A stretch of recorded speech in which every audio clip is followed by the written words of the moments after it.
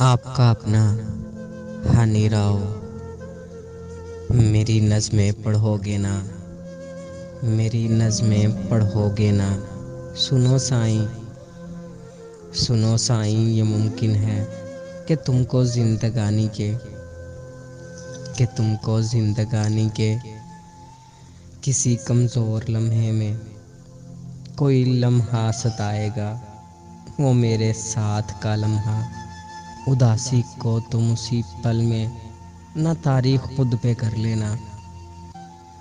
तुम उस लम्हे मेरे साईं मेरी नज़्मों को पढ़ लेना। मेरे लफ्ज़ों में अपनी ज़ात को, मेरे लफ्ज़ों में अपनी ज़ात को महसूस कर लेना। उदासी के सभी लम्हे मेरी नज़्मों में तुम तहलील कर लेना। मेरी शौक़ी शरारत और मोहब्बत को तुम अपनी इन हंसी आँखों से खुद में जज्ब कर लेना।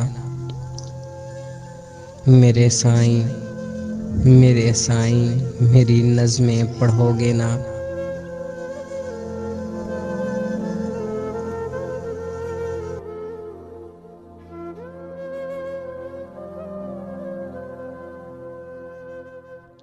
मज़ीद शायराना वीडियोस देखने के लिए हमारे चैनल को ज़रूर सब्सक्राइब करें, बेल नोटिफिकेशन को ऑन कर दें ताकि आपको डेली अपडेट गज़लें मिलती रहें। शुक्रिया।